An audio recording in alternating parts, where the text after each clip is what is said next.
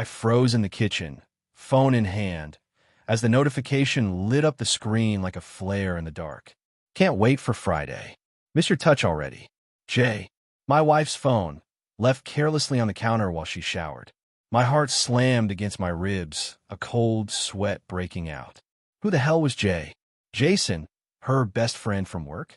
The one she insisted was just a platonic buddy. Nothing more? I stared at the message, denial flooding in like a tidal wave. No, it had to be a mistake. We'd been married 8 years. High school sweethearts, for God's sake. But the words burned into my brain, and as the shower water hissed upstairs, I felt the first crack in the foundation of our life. That evening, Sarah came down in her robe, hair damp and smelling of lavender shampoo, the same scent that used to make me pull her close. She smiled, oblivious, and pecked my cheek. "Rough day at the office?" she asked, grabbing a glass of wine.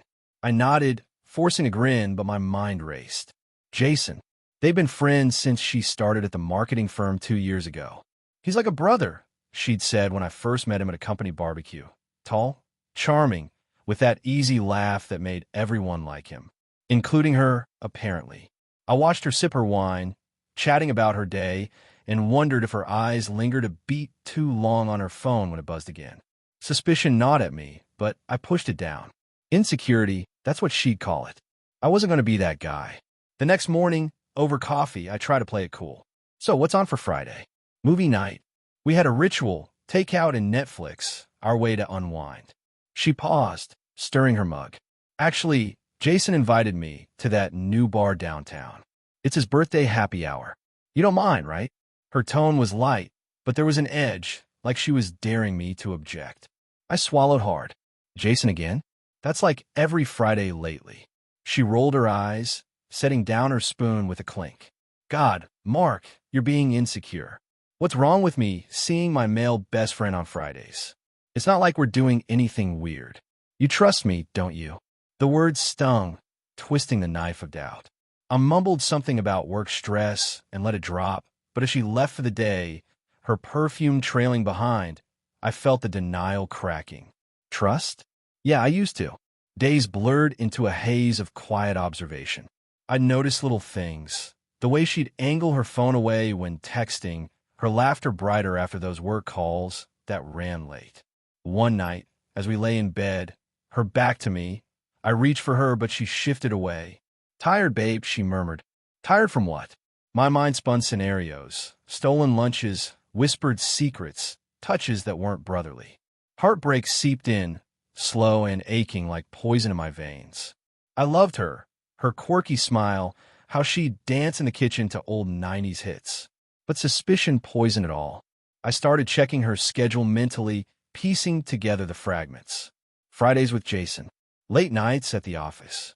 A new necklace she claimed was a thrift find, but it looked expensive, gleaming against her skin. By Thursday, anger simmered beneath the surface. I couldn't sleep, staring at the ceiling fan's lazy spin. Why him?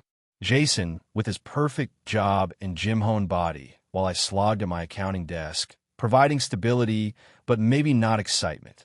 Was that it? Did she see me as boring now? I confronted her over dinner, voice steady but edged. "Sarah, about Jason. Those messages, the constant hangouts. It feels off." She froze, fork midway to her mouth. "What messages?" I told her about the one I'd seen, watching her face pale then harden. "You went to my phone? That's invasion of privacy," she snapped. "It was Jason, yeah, but it's innocent. He's going through a breakup." I was comforting him. "You're paranoid, Mark. If you don't trust me, maybe we have bigger problems." Her words hit like a slap, and for a moment, I doubted myself. Maybe I was the villain here, suffocating her with my fears. But the clues piled up, subtle at first, then glaring. A receipt in her purse for a hotel lunch. Why a hotel? Lipstick on a collar she'd forgotten to wash. And then Friday came. She dressed up, red dress, heels that clicked with purpose as she headed out. "Don't wait up," she said, kissing my forehead like I was a child. I nodded, but as soon as her car pulled away, I grabbed my keys. Suspense choked me as I followed at a distance, heart pounding like a drum.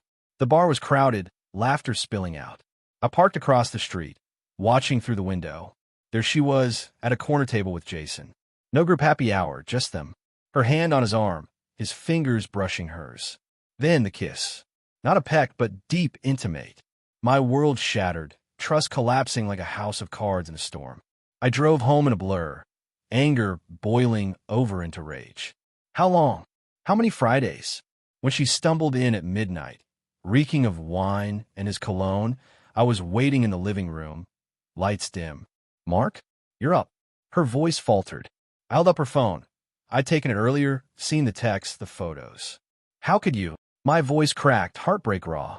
She sank onto the couch, tears streaming. It just happened. Jason. He listens, makes me feel alive. You've been so distant lately. Distant? I've been working overtime for our future. A house, kids. But her words cut deep. Maybe I neglected the spark. Still, betrayal burned. You lied. Every Friday, every excuse. We shouted, words flying like shrapnel. Accusations, defenses, pleas. She admitted it started months ago, an emotional crutch turning physical. I love you, Mark, but I need more. Need more? From him? In the end, I told her to leave. She packed a bag, sobbing. I'm sorry. I never meant to hurt you. But intent didn't erase the pain. As her taillights faded, I sat alone, the house echoing with silence. Heartbreak lingered, mixed with a strange relief. No more denial, no more suspicion. Anger faded to sorrow, the collapse of our trust leaving scars. Was I insecure? Maybe, but she was unfaithful. In the quiet, I reflected, love isn't just comfort, it's choice every day. And she'd chosen wrong. Tomorrow, I'd start rebuilding one fractured piece at a time. But tonight, the wound bled, a reminder that even the deepest bonds can break.